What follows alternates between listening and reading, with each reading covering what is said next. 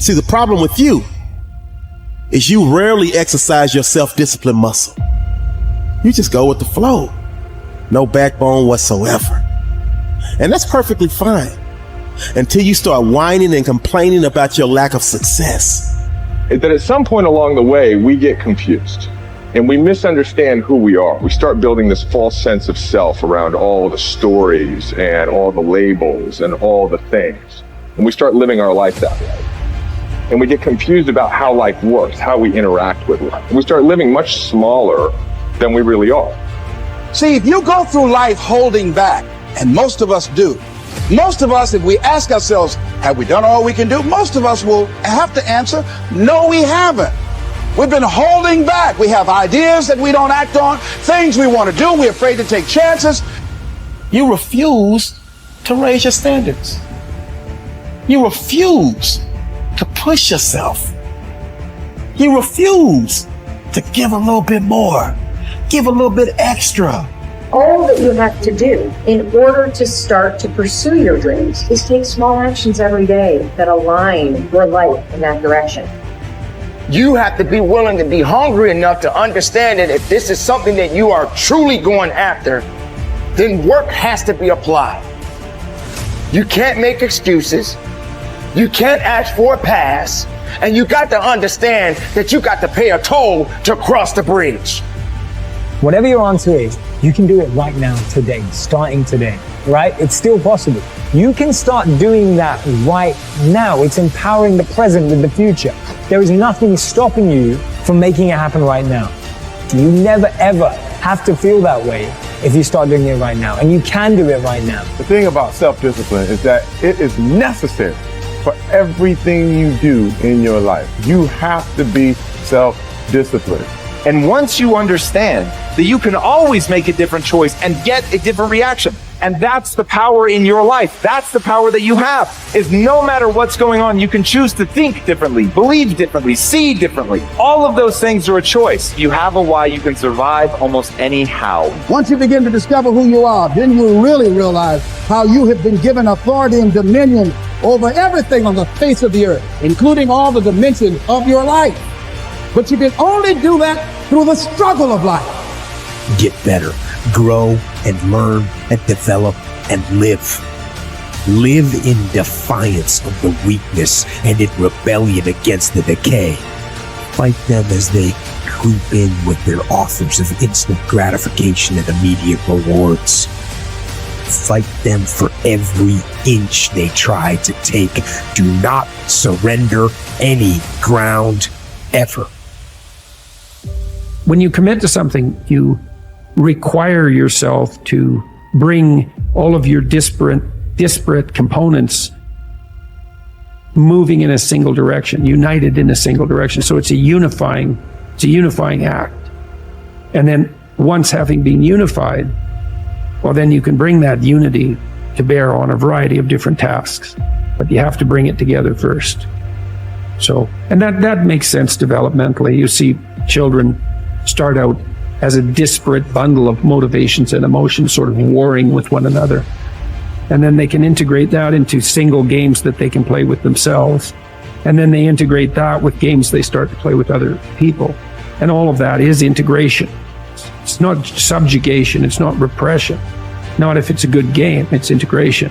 You want to get integrated because then you have all the horses that are pulling your chariot pulling in the same direction. And you're much more likely to get to where you want to go then, and also much more likely to specify a good place to go. So that's that's something else conservatives have to teach young people, which is, well, get yourself disciplined. Well, why? Well, not so you're a slave, but so that you could be a master. To use a terminology that you're not supposed to use anymore. But, this is in relationship to yourself, not to others.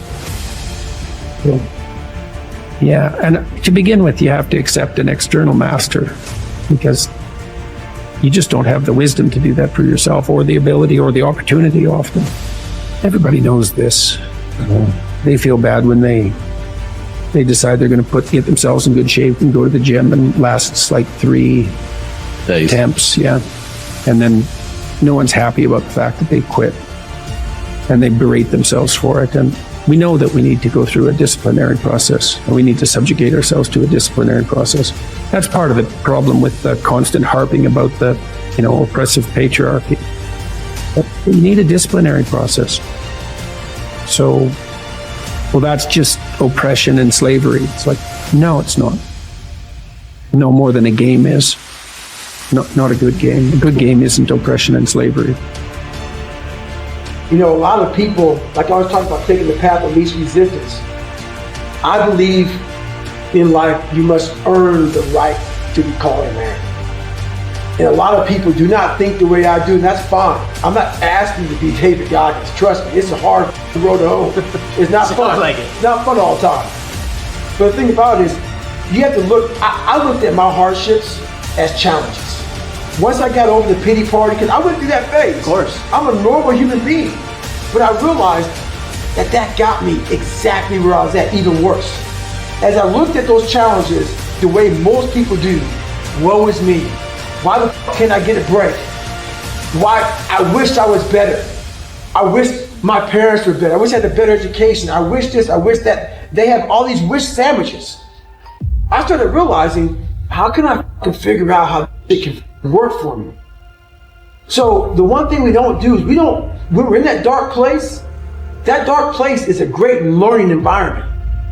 If you can sit back in a dark place and find quiet to just think, there's so much power in your failures, in your suffering.